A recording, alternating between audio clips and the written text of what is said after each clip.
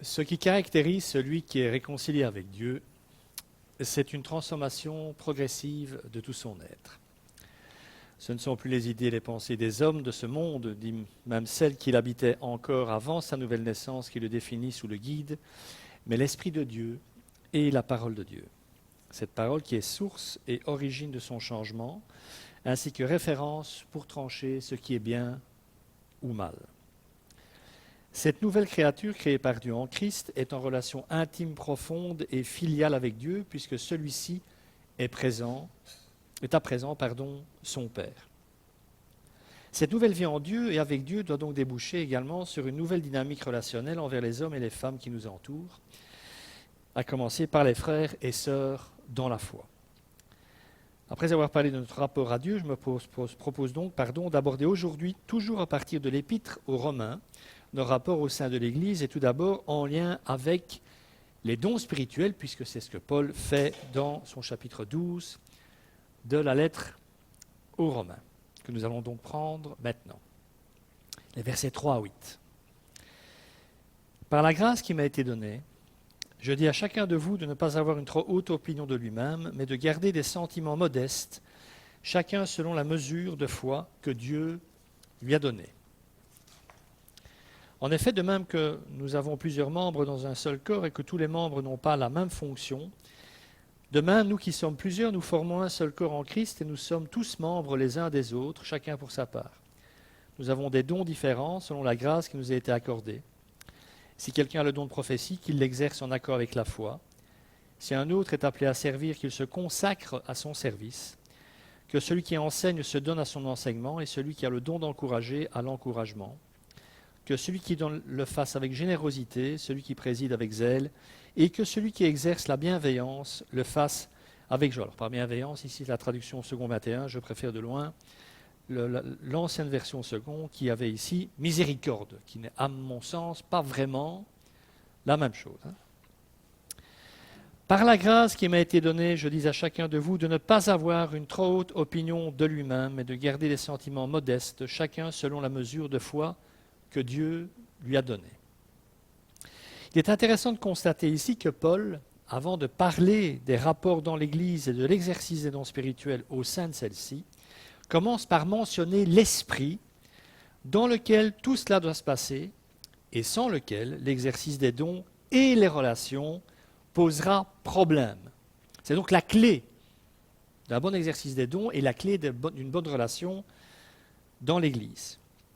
Et ce quelque chose, c'est l'humilité, ne pas avoir une trop haute opinion de soi-même.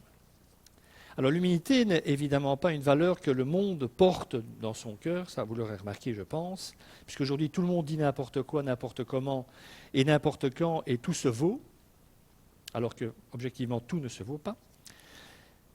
C'est donc le cas aujourd'hui dans notre société, cela l'était dans celle de Paul. Je rappelle en effet que les valeurs en vigueur au 1er siècle sont la force, en gros, la force, le pouvoir, la fierté, pour ne pas dire l'orgueil, donc la toute-puissance.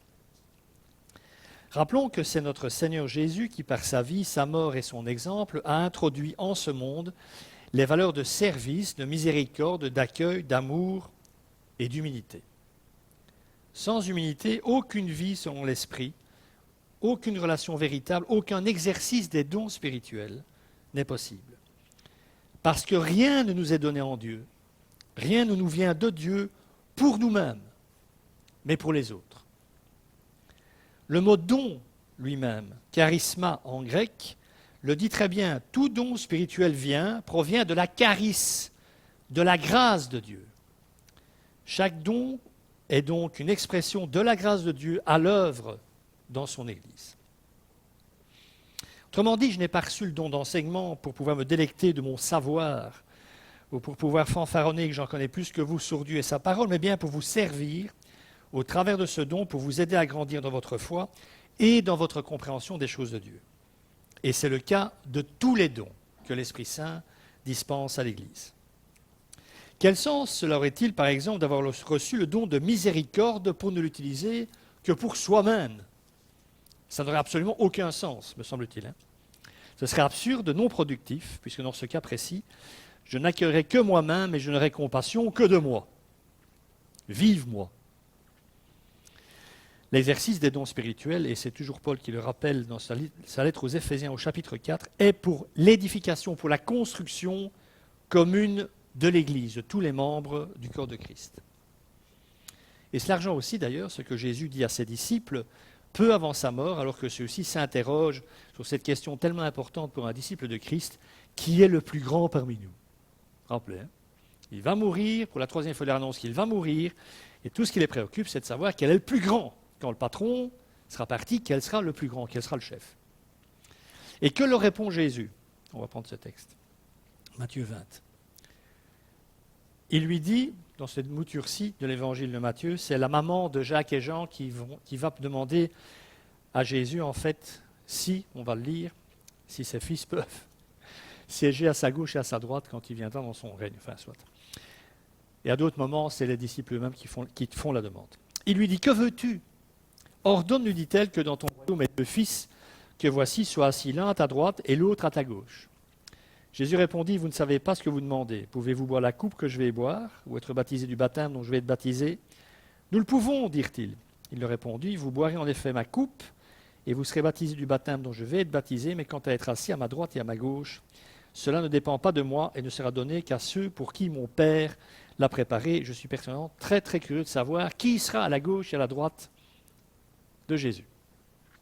Après avoir entendu cela, les 10 autres furent indignés contre leurs 2 frères. Ils ont osé faire ce qu'eux rêvaient de faire secrètement, sans doute.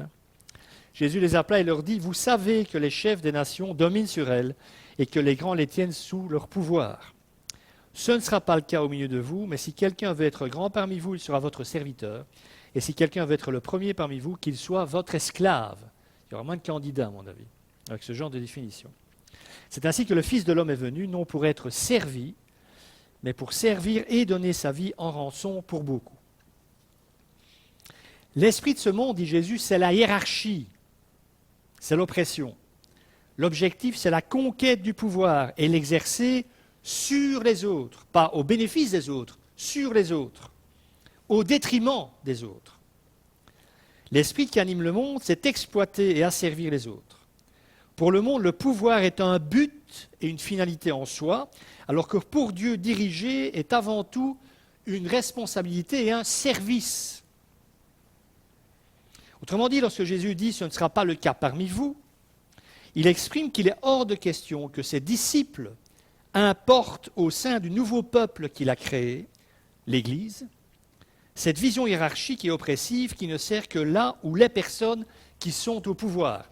Alors je ne dis pas que ça marche tout le temps, que ça a toujours fonctionné dans l'histoire de l'Église. Je ne citerai pas certaines églises.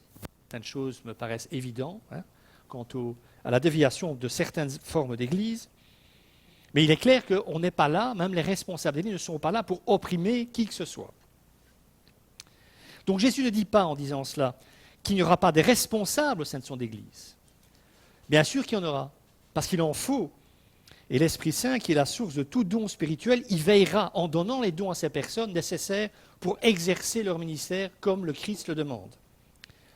Mais il dit bien que ceux-ci exerceront leur responsabilité dans un esprit de service. Les signes, on va appeler les choses par leur nom, les signes du pastorat et de l'anciennat, ce ne sont pas l'épée et le sceptre, signe, symbole de justice et de pouvoir, mais la serviette et la bassine, symbole de service et d'humilité. Alors si vous avez un doute, relisez l'épisode du lavement des pieds. L'exemple, pour le coup, vient d'en bas, puisque quelqu'un qui lave les pieds de quelqu'un regarde ce quelqu'un d'en bas. Donc Dieu, sur ce coup-là, Jésus, Dieu fait homme, regarde ses disciples d'en bas quand il leur lave les pieds. Et je vous cite ce passage en Jean 13. Après leur avoir lavé les pieds, il reprit ses vêtements, se remit à table, on parle de Jésus bien sûr, et leur dit « Comprenez-vous ce que je vous ai fait? Vous m'appelez maître et seigneur, et vous avez raison, car je le suis. Si donc je vous ai lavé les pieds, moi, le Seigneur et le Maître, vous devez aussi vous laver les pieds les uns aux autres, car je vous ai donné un exemple, afin que vous fassiez comme je vous ai fait. En vérité, je vous le dis, le serviteur n'est pas plus grand que le Seigneur, ni l'apôtre plus grand que celui qui l'a envoyé. Si vous savez cela, vous êtes heureux, pourvu que vous le mettiez en pratique. Puisque Jésus a lavé les pieds de ses disciples, il dit, vous devrez servir vos frères et sœurs, dans le même esprit, avec le même esprit. pasteur et psychologue Jacques Pujol a cette phrase très juste, je trouve, dans un de ses livres portant sur les abus d'autorité. Les églises demandent des leaders alors qu'elles ont besoin de bergers. Ça, c'est un coup pour le GLS, quelque part. Mais bon. Alors, la caractéristique de ceux qui sont en Adam est l'orgueil. Ceux qui ne sont pas encore régénérés par l'Esprit Saint. Ils sont en Adam, dans le vieil Adam, et ils sont caractérisés par l'orgueil. Et cet orgueil peut prendre différentes formes. L'orgueilleux, je le rappelle quand même pour information, ce n'est pas spécialement quelqu'un qui va, qui parade, qui prend beaucoup de place. Hein. On peut être très très introverti et être un orgueilleux terrible. Hein. Donc l'esprit de cet homme en Adam non régénéré, c'est s'élever, se dépasser afin de dépasser les autres et être comme Dieu. Même pour les hommes et les femmes, forcément, qui ne croient pas en Dieu. La caractéristique, par contre, de ceux qui sont en Christ, dit Paul, est l'humilité. Laisser le Seigneur paraître, demeurer dans la limite d'activité qui leur est assignée en tant que chrétiens dans l'Église, non se mépriser eux-mêmes, ce qui est souvent l'orgueil déguisé, mais s'oublier pour les autres. C'est le sens de ce que Paul dit en Philippiens 2, 3, et je vous le lis. Ne faites rien par esprit de rivalité ou par désir d'une gloire sans valeur, mais avec humilité considérez les autres comme supérieurs à vous-même. Autrement dit, l'humilité est la seule parure qui convienne à ceux qui ont été sauvés grâce à l'abaissement du Fils de Dieu. La raison profonde de notre humilité, nous qui sommes habités par l'Esprit Saint, c'est que notre Seigneur lui-même a montré le chemin en s'abaissant jusqu'à la croix. Si ça, ce n'est pas de l'humilité, moi je ne sais pas ce que c'est. Alors qu'il est Dieu. Notre Dieu est donc un Dieu humble. C'est vrai qu'à le dire comme ça peut paraître étrange, et pourtant c'est le cas. Alors s'il est une Église qui nous renseigne sur le danger de ne pas exercer les dons spirituels reçus dans un esprit de service, c'est bien celle de Corinthe, et je remercie le Seigneur pour les problèmes de l'Église de Corinthe, vraiment. 1 Corinthiens 12, 14, 19, on va prendre ce texte, puisque dans cette première lettre, Paul répond à certains types de problèmes rencontrés par cette Église, dont l'exercice des dons qui ne se fait pas vraiment comme il doit se faire. Et que dit-il, Paul ? Ainsi, le corps n'est pas formé d'un seul organe, mais de plusieurs. Si le pied disait, puisque je ne suis pas une main, je n'appartiens pas au corps, ne ferait-il pas partie du corps pour autant? Et si l'oreille disait, puisque je ne suis pas un œil, je n'appartiens pas au corps, ne ferait-elle pas partie du corps pour autant? Si tout le corps était un œil, où serait l'ouïe? S'il était tout entier l'ouïe, où serait l'odorat? En fait, Dieu a placé chacun des organes dans le corps comme il l'a voulu. S'ils étaient tous un seul organe, où serait le corps? Alors, à la lecture de ces quelques versets, on discerne le problème auquel était confrontée cette Église quant à l'exercice des dons de l'Esprit, donnés par l'Esprit Saint. Et c'est d'ailleurs pour le résoudre que Paul utilise la métaphore du corps. Car tout comme le corps humain, l'Église de Christ, dans sa réalité terrestre d'Église locale, possède plusieurs membres. Nous sommes au moins un certain nombre aujourd'hui. L'exhortation de l'apôtre est adressée à chaque membre de l'Église de Corinthe et un appel à ne pas négliger leurs dons spirituels, dons au singulier ou au pluriel. On en a reçu au moins un, dit Pierre, au moins un. De même que la diversité est une chose normale et nécessaire au bon fonctionnement de notre corps physique, si nous manquait un bras, on sera bien triste. Hein. Si nous manquent les jambes, je ne vais pas vous faire un dessin, vous avez compris. Hein.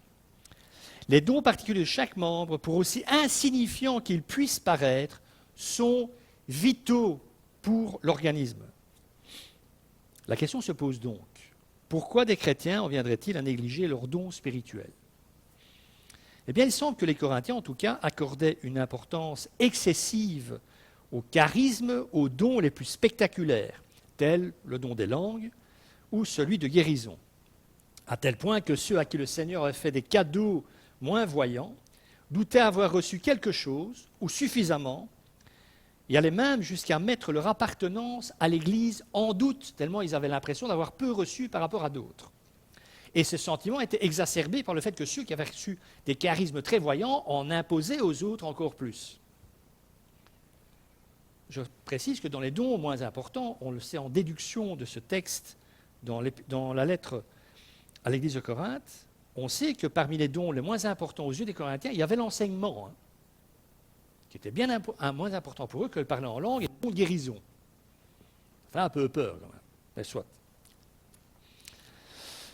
Donc cela signifie, et c'est bien le danger auquel l'apôtre veut ici s'attaquer, que l'exercice des dons spirituels au sein de l'Église peut devenir lui aussi, si on n'y prend pas garde, un moyen pour certains de s'enorgueillir de ce qu'ils ont reçu, alors que d'autres, dans le même temps, se méprisent de n'avoir reçu que ça, ou peut-être même rien du tout. Alors que si les dons de l'Esprit faits aux membres de l'Église sont pour l'utilité commune, pour le service des autres, en vertu de quoi est-ce qu'on devrait en éprouver de l'orgueil, puisque nous l'avons reçu.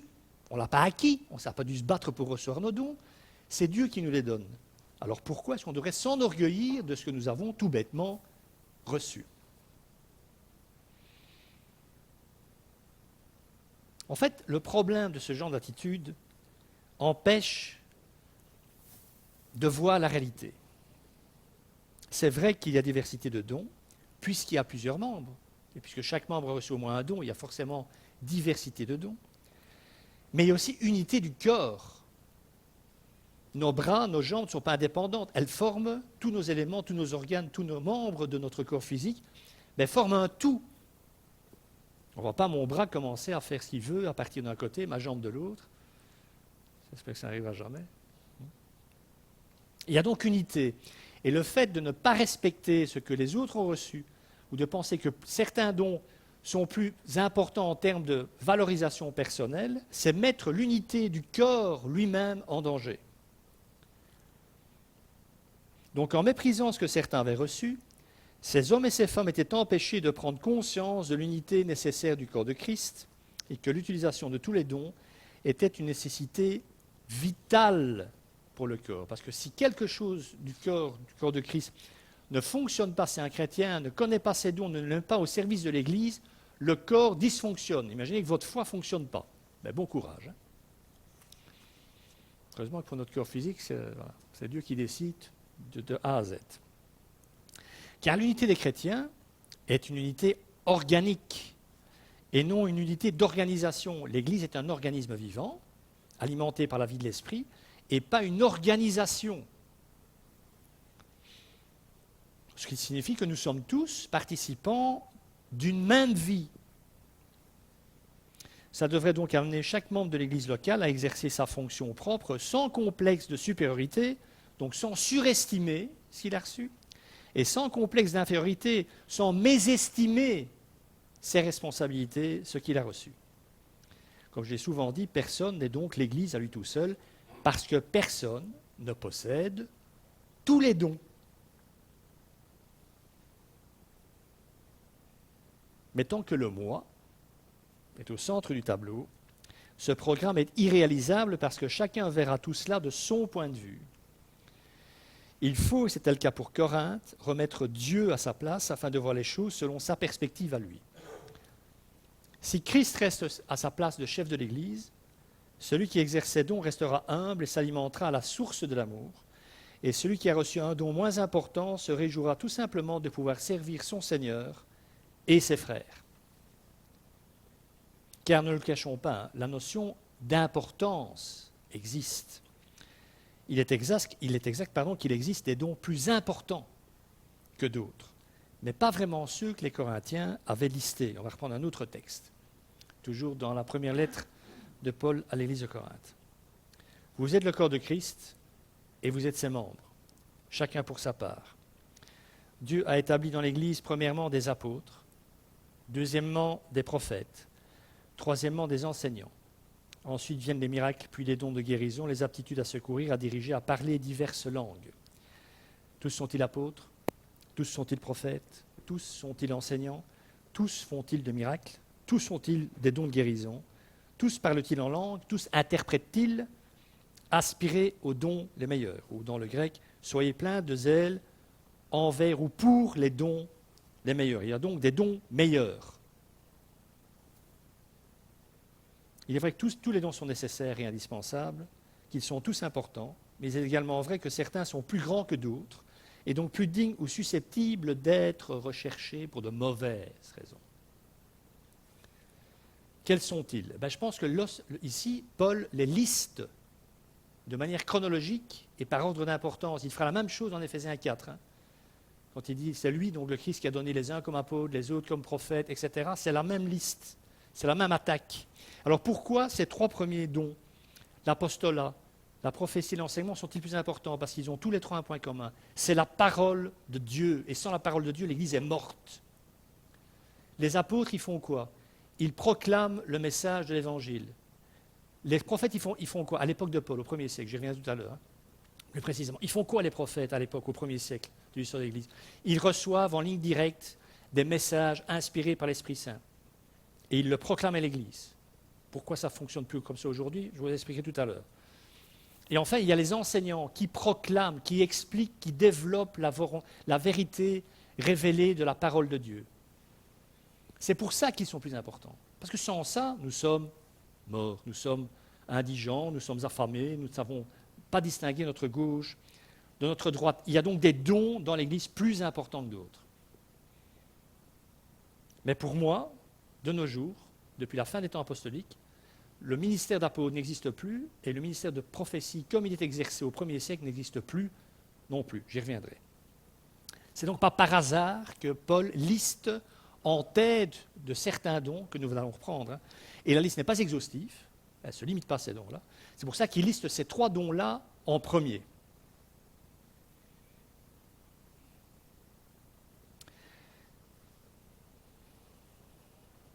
Alors, pourquoi est-ce que, par exemple, le don d'enseignement, je vais parler d'un des miens, pourquoi est-ce que le don d'enseignement est un des plus importants? Pour que je puisse bomber le torse et parader? Ben non.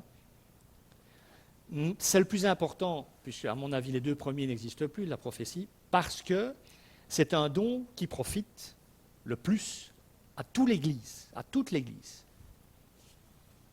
Vous comprenez? J'espère. C'est donc le don qui contribue le plus au bien commun, et c'est pour ça qu'il est plus important. C'est aussi parce que ce don va toucher tous les membres de l'Église que Jacques, par exemple, un des frères de Jésus, va écrire ceci. Ça, ce n'est pas le verset que je préfère. Mais, mes frères, ne soyez pas nombreux à vouloir être des enseignants, car vous savez que nous qui enseignons, nous serons jugés plus sévèrement que les autres. Autrement dit, ceux qui rechercheraient ce statut par pur orgueil ou gloriole personnelle seraient totalement irresponsables et surtout inconscients de la responsabilité liée à l'exercice de ce don. Parce que nous savons tous que plus nous parlons, ouais, moi je le sais, plus le risque de péché augmente. C'est entre autres ce que dit le proverbe 10, verset 19. Et c'est également vrai quand il s'agit d'ouvrir la bouche pour enseigner la parole de Dieu, parce que le risque d'enseigner des erreurs et donc de tromper les gens, les membres de l'Église, est bien réel. Il n'y a qu'à faire un tour sur YouTube pour se rendre compte à quel point certains enseignants, certains pasteurs disent tout et n'importe quoi, tandis que d'autres s'invectivent en se traitant les uns les autres de faux prophètes. Et je plains à titre personnel tous ceux et celles qui tentent de s'alimenter exclusivement, donc sans vie d'Église, de cette manière, ou qui sont boulimiques de ce moyen de s'instruire, en particulier s'ils n'ont pas la maturité nécessaire pour distinguer le vrai du faux.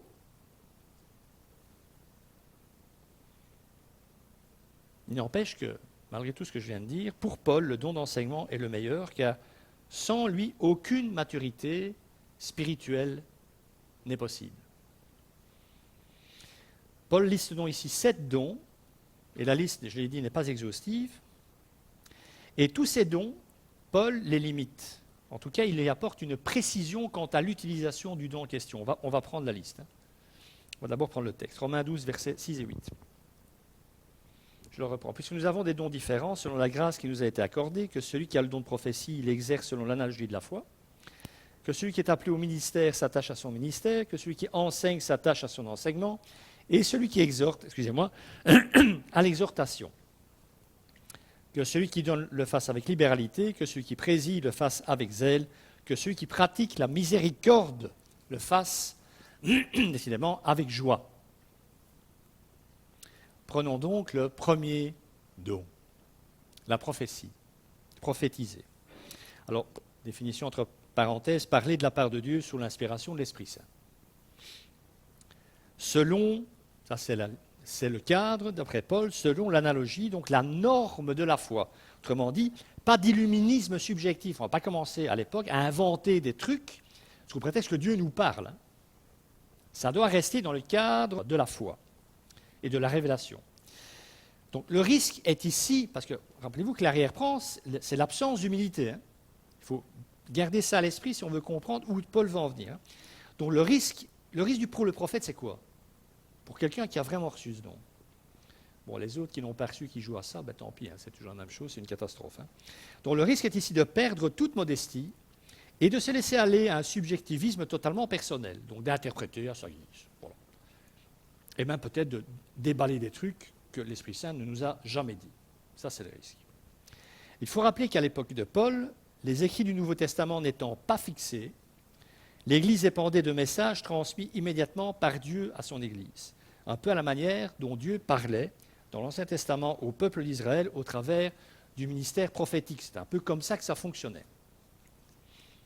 Mais dans un autre texte, Paul dit quand même que les prophètes sont soumis aux prophètes. Donc quand un prophète s'exprimait, d'autres prophètes dans l'Église qui avaient reçu le même, donc lui disaient « Attends, là tu débites des conneries, par exemple. » Ou alors, à d'autres moments, il disait « Amen », parce que ça restait dans le cadre de ce que les chrétiens, les membres de l'Église connaissaient de l'enseignement apostolique et de l'application de l'Ancien Testament à la Nouvelle Alliance.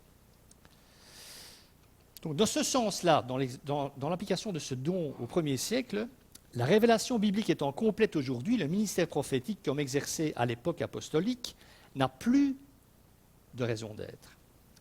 Alors, ça ne veut pas... Bon, vous avez bien compris pourquoi, parce que le canon biblique, on l'a. La parole de Dieu, la révélation complète, on la possède, ce qui n'était pas le cas au premier siècle. Alors, ça ne veut pas dire pour autant que notre Seigneur ne peut pas édifier, exhorter, consoler, comme le faisaient les prophètes du premier siècle, qu'il ne peut pas faire ça au profit de son Église au travers de la prédication de sa parole, de parler à nos vies, mais cela se fait sur base de la parole écrite et non plus d'une réception directe du dit message par un homme ou une femme en particulier. Aujourd'hui, pour moi, la prophétie s'exerce dans le cadre de la prédication, parfois. Vous vous rappelez peut-être, pour ceux qui étaient dans cette Église, quand nous étions jeunes chrétiens, même si à l'époque, objectivement, on ne pouvait pas dire que les enseignants dans cette Église brillaient par leur connaissance, leur érudition et par leurs dons, mais tous les dimanches matins, en se rendant au culte, nous attendions à entendre quelque chose de la part de Dieu. On s'attendait à ce que Dieu nous parle personnellement, ou je me trompe. Et c'est encore aujourd'hui ce que les chrétiens devraient avoir à l'esprit, entre autres, quand ils viennent au culte.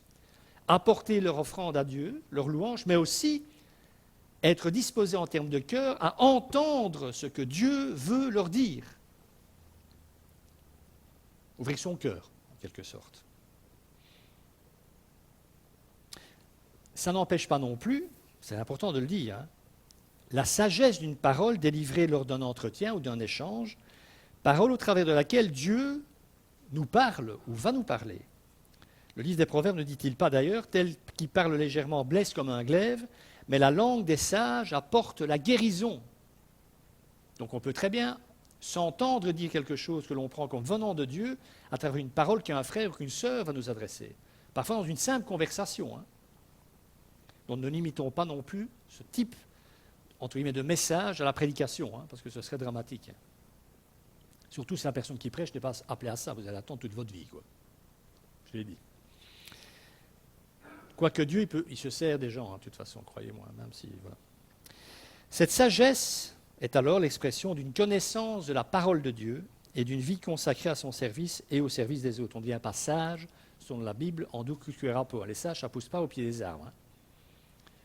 La sagesse, dans la pensée biblique, c'est un homme ou une femme qui est habité par la présence de la parole, et pour les chrétiens par l'Esprit Saint, et d'une vie consacrée à la parole, et à l'écoute et à l'obéissance de la parole. Et à ce moment-là, on devient sage dans les choses de Dieu, et on peut donc dire quelque chose de sage aux autres. On peut donc comprendre la restriction que fait Paul à l'exercice du don de prophétie. Pas de dérive, pas d'extrapolation. Le message délivré doit correspondre à ce que l'Écriture enseigne par ailleurs. Le message ne peut pas contredire l'Écriture ni saper les fondements de la foi, parce que c'est ça le risque, puisqu'il est investi de l'Esprit de Dieu, puisque la personne s'exprime au nom de Dieu dans l'Église. Le risque, c'est qu'on prenne tout pour argent comptant. Un autre danger de ce don était de ne plus considérer comme inspiré que des messages de ce type et de faire de sa vie spirituelle une attente de l'extraordinaire, aussi bien pour le détenteur de ce don que pour le bénéficiaire. On attend que le prophète parle pour entendre Dieu nous dire quelque chose. D'ailleurs, dans les églises où ce don est encore prôné, on est souvent en attente de ce côté extraordinaire, hein, forcément. Alors, le risque d'orgueil était lui aussi bien réel pour ceux et celles qui avaient reçu ce don à l'époque. C'est pour ça que Paul en parle et qu'il met cette liaison avec l'autorité globale de l'Écriture et l'analogie de la foi. Imaginez-vous, Dieu vous parle personnellement et se sert de vous comme porte-voix. La voix de Dieu résonne en vous. Hein? Ça doit, quand on se rase le matin dans la glace, on a dit, waouh, pas n'importe qui, moi. Hein? Le risque existe en tout cas. Donc la sagesse nous pousse à nous limiter, c'est ce que Paul dit, selon la mesure de la foi que Dieu a départie à chacun. Que le prophète se garde, dit Paul, de dépasser cette mesure, en affichant par orgueil une assurance qu'il ne possède pas vraiment, que Dieu ne lui a pas donnée. Toutes ces remarques n'empêchent pas Paul de citer ce don comme étant bien plus désirable que les dons de parler en langue, par exemple. Il dit ça en 1 Corinthiens 14. Pourquoi est-il plus important le don de prophétie au 1er siècle que le parler en langue ou le don de guérison? Mais encore une fois, parce que le don de prophétie, il édifie tout le monde, parce que c'est une parole qui est adressée à toute l'Église. Par contre, le parler en langue, c'est vous qui vous édifiez tout seul, hein, parce que personne ne comprend ce que vous racontez. Et parfois même pas celui qui parle. C'est encore plus grave. Donc le premier don pour la prophétie est au service de tous, le parler en langue, il est au service d'un seul, moi. En l'occurrence, si je l'ai. Et je ne l'ai pas, mais ça vous en doutiez. Parce que ça n'existe plus. Voilà, je l'ai dit. On va dire, le livre, il est fort restrictif quand même. Allez hop. Si vous voulez savoir pourquoi, je suis disponible entre 2 et 8 ce soir, parce qu'il faut même 6 heures pour que j'explique. Hein. Alors, don suivant. Exercer un ministère, un service particulier, c'est à donner pleinement, dit Paul. Un ministère, je rappelle, c'est un don, le don ou les dons que vous avez reçus et que vous mettez effectivement au service de l'Église. Parce que vous pouvez les avoir reçus et pas le mettre au service de l'Église. Alors vous n'avez pas de ministère. Mais si vous exercez votre don au profit de l'Église, vous avez un ministère. Ministère qui vient du grec. Hein. Et dans le grec, c'est service. Hein. C'est devenu ministère, ce qui cache un peu la réalité du truc, mais un ministère, quel qu'il soit, mis au service de l'Église, c'est un service qui est mis au service de l'Église, donc des autres. Donc Paul dit, si nous avons un ministère, quel qu'il soit, et nous en avons forcément, exerçons-le pleinement, dit-il, intensément, mais dans les limites de ce ministère, dans les limites de l'exercice du don que nous mettons au service des autres.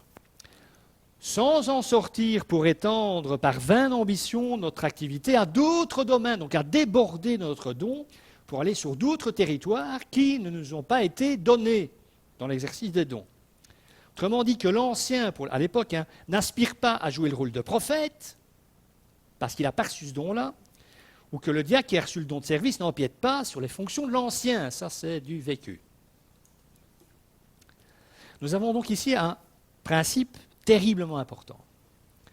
En dehors des responsabilités qu'impose votre don ou votre don, vous n'en avez pas d'autres dans d'autres sphères de compétences. Vous êtes limité à l'exercice du don dans votre sphère de compétences liée à ce don. Pourquoi ? Parce que vous n'en avez pas reçu de Dieu le mandat. Vous n'avez pas le don, vous n'avez pas la compétence dans le domaine couvert par ce don. C'est aussi bête que ça. Vous n'avez pas reçu le don de miséricorde.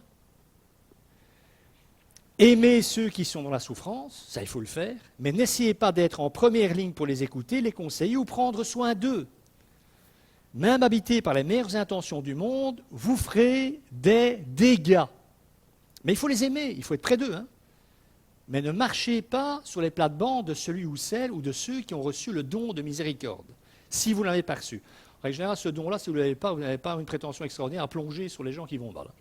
Sauf si vous allez mal vous-même. Psychologiquement, ça arrive, hein, et c'est encore pire que tout.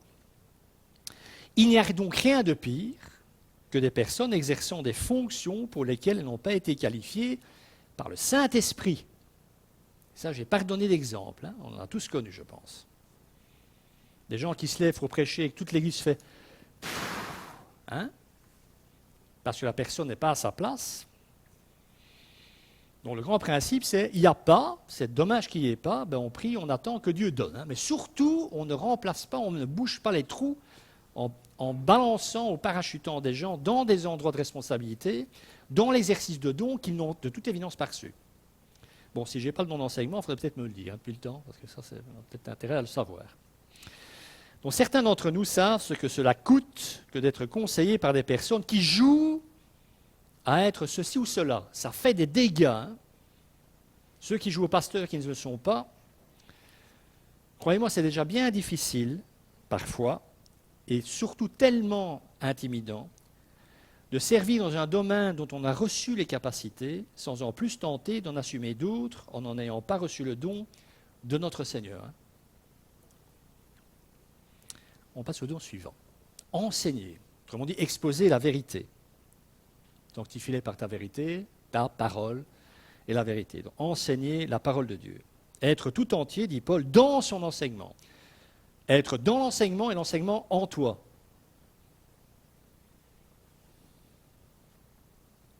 Son rôle est d'expliquer et d'exposer tout le conseil de Dieu, toute la vérité révélée dans la parole de Dieu. Alors, à l'époque de Paul, cela distinguait l'enseignant du prophète, vous l'aurez compris, qui lui révélait des choses non encore connues. C'était l'intérêt du don de prophétie, puisque rien n'était encore fixé, on n'avait pas tous les écrits du Nouveau Testament. Pas de nouvelles révélations à dispenser pour l'enseignant, mais une responsabilité à demeurer fidèle à la parole de Dieu et à en enseigner le contenu. C'était le cas à l'époque, c'est encore certainement plus le cas aujourd'hui, puisque tout est révélé. C'est pour ça que le prophète n'est plus nécessaire. Reste l'enseignant.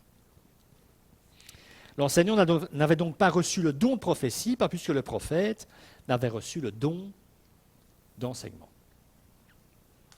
Exhorter, encourager. Paul dit qu'il se limite, ça c'est fort, qu'il se limite, bon, ben qu'il encourage, quoi. Hein, ok, bon, point. Il n'y a donc pas que le prophète qui puisse exhorter dans l'Église, puisque Paul, en définissant la prophétie, toujours dans la première lettre aux Corinthiens, dira que le prophète exhorte, console et édifie. Il n'y a donc apparemment pas que le prophète, et c'est rassurant, puisqu'aujourd'hui on n'en a plus, qui peut encourager. Encourager à quoi? À faire la volonté de Dieu. Encourager à persévérer dans la foi. Donner. Alors vous voyez, ça c'est déjà pas mal. Le don de donner, le don de libéralité. Et Paul dit qu'il faut donner avec générosité. Ça on s'en doutait. Ben, pas si sûr. Hein. Nous devons tous donner, nous le savons. On parle de finances, là, de pépette, hein, argent. Mais quelqu'un qui se donne entièrement à Dieu, le portefeuille suivra, hein, c'est le principe. Hein. Si le portefeuille reste un problème, c'est que vous avez un problème de consécration, tout simplement. Alors, nous sommes tous appelés à donner. La dîme, 10% de ses revenus, ça c'était la norme légale en Israël. Et cette norme, il y a beaucoup de discussions sur le sujet, surtout pour ne pas donner, mais cette norme a été reconduite par Jésus. Je prends ce texte. Malheur à vous, spécialistes de la loi et pharisiens hypocrites, c'est en Matthieu 23. Parce que vous versez la dîme de l'amande, de l'ânette et du cumin, que vous laissez ce qu'il y a de plus important dans la loi, la justice, la bonté, la fidélité. C'est ce qu'il fallait pratiquer sans négliger le reste. Et le reste, c'est quoi? Le reste, c'est la dîme. Il ne fallait pas la négliger. Donc Jésus n'abroge pas la dîme. Hein. Alors de très nombreux chrétiens ne donnent pas la dîme, et ce pour de nombreuses raisons. La première étant sans doute un manque de maturité spirituelle. Ensuite, il y a les mauvaises décisions qui découlent, elles aussi souvent, d'un manque de maturité ou d'une désobéissance. C'est pour conséquence que l'on s'est engagé, endetté, souvent pour plusieurs années, sans tenir compte de ce que Dieu en pensait. Donc plus d'argent disponible pour le Seigneur et son œuvre. Si vous avez tapé toute votre thune dans une baraque et que vous êtes limite tous les mois à cause de cette maison, c'est clair qu'on va vous parler de dîme, vous allez fuir en courant. Alors tous les chrétiens doivent se montrer généreux, parce que je dis toujours que si 10% est la norme légale en Israël, nous sommes l'Église. Hein. On est plus loin quand même. Nous sommes dans l'amour. Hein. Ce n'est pas la loi qui nous oblige à donner, c'est l'amour que l'on a pour le Seigneur et son Église. Donc on devrait donner plus. Voilà, je l'ai dit, c'est important. Donc tous les chrétiens doivent se montrer généreux, mais certains ont reçu, nous dit l'apôtre, le don spirituel de donner plus que les autres. Ah, béni soit ce don. Et surtout de le faire avec générosité et pas en traînant les pieds. Alors ne pensez pas non plus, et ça va nous faire plaisir, que seuls les riches ont reçu ce don. Vu le faible taux de riches dans les églises, en tout cas en Belgique, c'est une bonne nouvelle qu'il n'y ait pas que les riches qui aient reçu ce don. Non, ce don peut être donné à des personnes n'ayant pas beaucoup de moyens, mais étant prêtes à se priver même parfois pour pouvoir donner. Ça peut penser à cette petite vieille là qui s'en va au temple et que Jésus loue parce qu'elle a donné de son nécessaire et pas de son superflu. Je précise également que si nous avons chacun la liberté de donner et de venir en aide, il nous incombe aussi de donner à l'Église qui, sans ressources, ne pourra pas faire face aux contingences de son existence ici-bas. Les apôtres, lorsqu'ils ont été mis au courant de la problématique concernant l'aide apportée aux nécessiteux présents dans l'Église de Jérusalem, n'ont pas dit aux membres de l'Église de donner.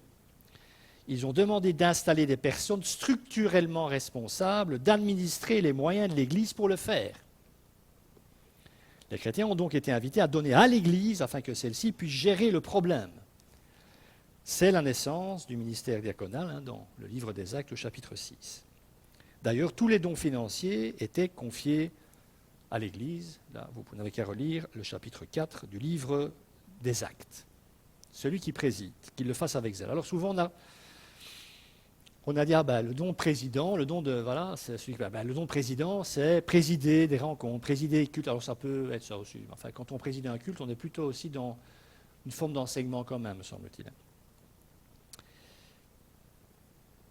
Alors Paul dit que quand on a et je pense que ça va au-delà de simplement présider une rencontre, je vais y venir.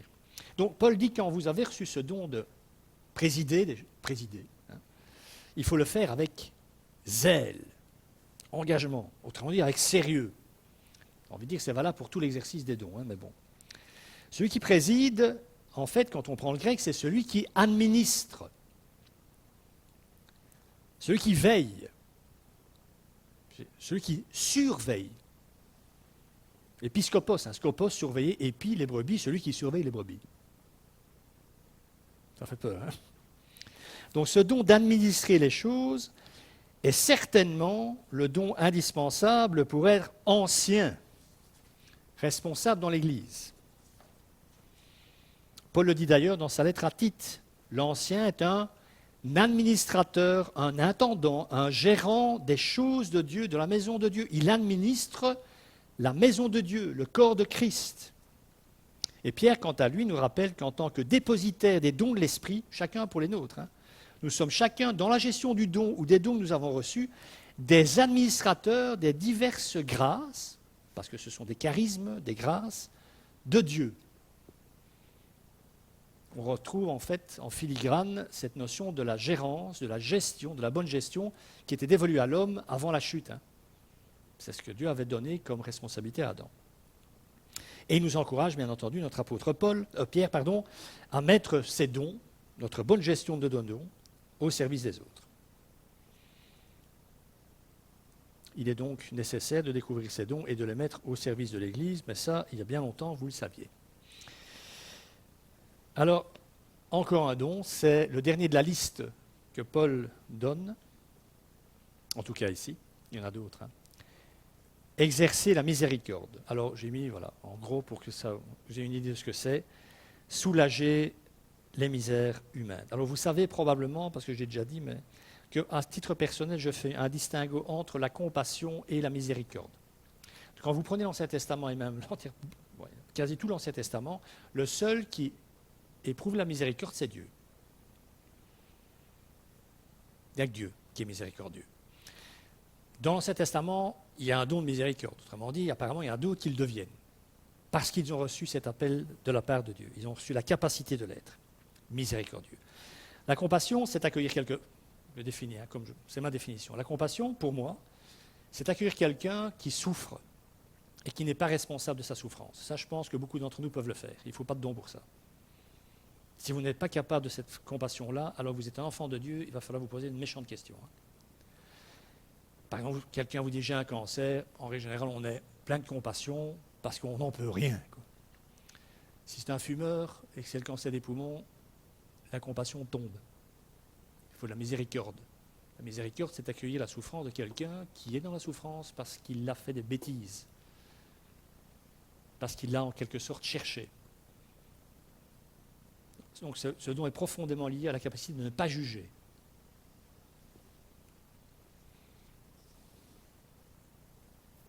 Alors à titre personnel, vu la densité de souffrance produite par ce monde, je pense que le don de miséricorde, et je continue à le dire, et jusqu'à ma mort je continue à le dire, sauf si Dieu me dit de dire autre chose, je pense que le don de miséricorde est l'un de ceux que l'Esprit doit forcément avoir accordé à un grand nombre de chrétiens. Pas le seul, hein, mais c'est probablement un de ceux qu'il a le plus répandu, avec abondance, dans son Église. Forcément, puisque c'est l'incarnation même de notre Seigneur.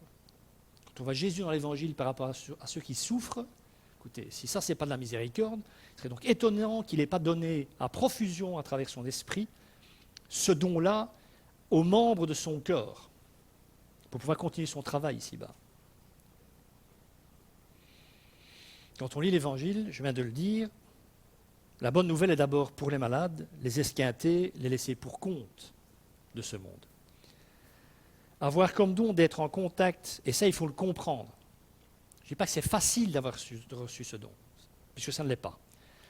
Mais il faut prendre conscience d'une chose, avoir comme don d'être en contact, donc comme responsabilité, d'être en contact privilégié avec ceux qui souffrent, est un privilège qui nous rapproche de notre Seigneur Jésus, peut-être comme aucune autre activité ou don ne permet de le faire.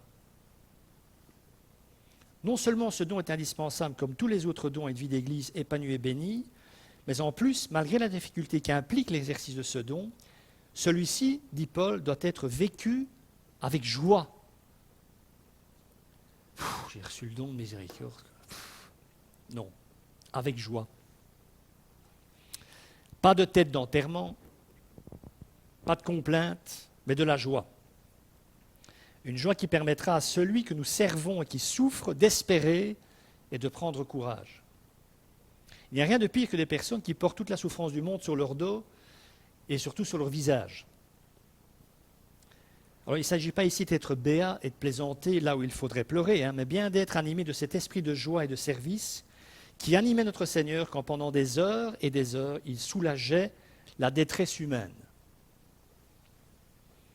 Si vous avez reçu ce don, je ne vais pas vous mentir, il y aura des larmes et de la tristesse, bien entendu, mais devant Dieu, pas devant les autres, devant Dieu, parce que c'est l'endroit où vous devez être triste, parce que c'est l'endroit où vous devez intercéder pour ces personnes, pour que Dieu agisse. Par contre, devant ceux que vous servez ou que vous servirez au travers de ce magnifique et ô combien important don de miséricorde, il n'y aura que le sourire de Dieu et la prise de conscience profonde, encore une fois, du privilège qui est le vôtre de pouvoir servir Dieu aussi près de son cœur. Car qui prend soin de ceux qui souffrent calque les battements de son cœur sur ceux de Dieu. C'est aussi simple que ça. On ne remerciera jamais assez le Seigneur pour nos dons, et celui ou celle qui a reçu ce don de miséricorde, tous les jours devrait dire merci d'avoir été jugé digne de recevoir ce don. Alors, je l'ai dit tout à l'heure, l'amour exige que nous prenions tous soin les uns des autres, et on en reparlera la semaine prochaine, mais en respectant les limites de nos dons et donc de nos capacités spirituelles. Ce n'est pas grave de ne pas avoir reçu certains dons. On en a d'autres. Ce n'est pas grave, il ne faut pas prendre ça comme ça. Ce n'est pas grave. Vous avez reçu autre chose. Laissez-moi vous donner un exemple en termes de limites. Une chrétienne a raconté un jour, quand ma mère est devenue âgée et a eu besoin de quelqu'un pour s'occuper d'elle, mon mari et moi l'avons invitée à venir vivre avec nous. Déjà bien. J'ai fait tout ce qui était en mon pouvoir pour la rendre heureuse. Je lui faisais à manger, lui lavais son linge, la promenais en voiture et je me forçais de répondre à tous ses besoins. Cependant, si à l'extérieur j'agissais comme il fallait, intérieurement, j'étais malheureuse. Je souffrais inconsciemment des modifications entraînées par la présence de ma mère dans notre vie quotidienne. Ah oui, ça c'est clair qu'une mère à la maison ou un père, vous direz ça dépend de la mère ou du père, mais même s'il est bien sympa ou la mère est bien sympa, ça bouscule les habitudes. Parfois donc la mère en question disait à sa fille « tu ne souris plus ». Pourquoi est-ce que ça ne t'arrive plus jamais? En lisant ce témoignage, je me suis dit, quelle chance que cette pauvre dame ne se rendait pas compte de la raison pour laquelle sa fille ne souriait plus. Elle se rendait compte que c'était à cause d'elle. La fille continue, je lui témoignais certes de la miséricorde, mais sans bonne humeur, donc sans joie. Et il s'agissait de sa maman. C'est intéressant, hein? C'est quand même sa mère. Elle est chrétienne et elle n'a pas de miséricorde pour sa mère. Tout aurait dû concourir à ce que cette dame s'occupe de sa maman dans la joie, pourtant ce ne fut pas le cas. L'amour filial aurait-il ses limites? Sans doute, plus que nous le pensons parfois. Mais surtout, cette dame n'avait pas le don de miséricorde. C'est pas pour ça qu'elle a pris soin de sa mère, c'est magnifique, beaucoup ne le font pas. Mais elle n'avait pas le don de miséricorde. Elle s'en voulait de ne pas être dans la joie en faisant ça. Quelque part, elle n'aurait pas pu. Elle aurait pu être dans l'amour déjà, ça aurait été déjà bien. Mais... Pourtant, prendre soin de nos parents, c'est une réflexion qu'il faut avoir, est un commandement, et ce faisant, Jésus dit, dans le Sermon sur la montagne, que même quand nous prenons soin de nos parents, nous ne faisons rien d'extraordinaire. Si vous aimez vos parents, dit Jésus, vous ne faites rien d'extraordinaire. Les gens qui ne croient pas en Dieu font la même chose, quoi. Qu'est-ce que vous faites d'extraordinaire? Et surtout, comment ferons-nous pour aimer et prendre soin de ceux qui nous entourent, que nous ne connaissons pas, ni David Adam, et de ceux qui nous détestent, simplement parce que nous appartenons à Dieu? Comment est-ce qu'on va... Nos ennemis, quoi. Comment... Jésus dit, vous devez aimer vos ennemis. Comment est-ce qu'on va faire ça si on n'a pas foutu d'aimer ses parents, quoi? Et moi, cette phrase de Jésus m'interroge par rapport à mes propres parents. Hein. Vous aimes tes parents, qu'est-ce que tu fais d'extraordinaire? Tout le monde le fait, même ceux qui ne croient pas en moi. Et moi, je me dis, bon, je n'ai pas été un fils toujours... C'est interpellant, quand même.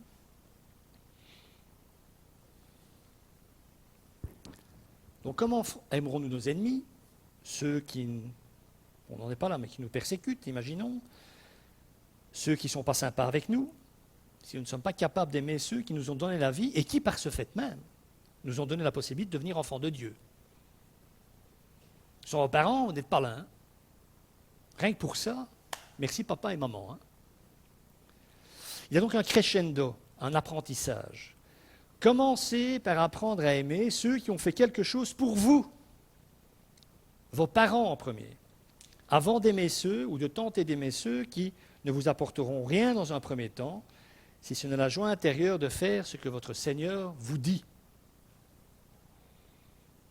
Aimer pour Dieu est un acte désintéressé qui ne demande pas d'évaluation pour savoir qui serait digne de notre amour ou de notre affection. Nous ne pouvons pas faire ça parce que Dieu ne fait pas ça. S'il avait fait ça, nous ne serions pas là. Nous n'étions pas dignes de son affection. Je suis vraiment désolé de vous le rappeler. Hein. Encore une fois, nous avons tous reçu de Dieu.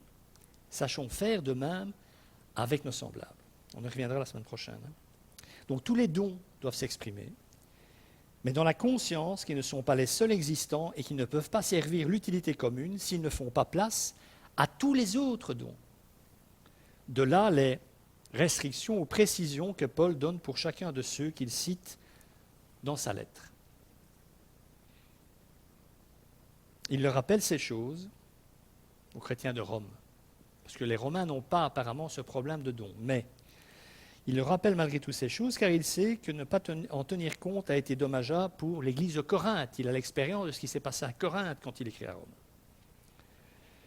Mais au fait, la mauvaise utilisation des dons était-elle la seule raison de la situation à Corinthe? Pas sûr. Mais ça, c'est pour la semaine prochaine. Que le Seigneur bénisse sa parole et qu'il vous bénisse. Amen.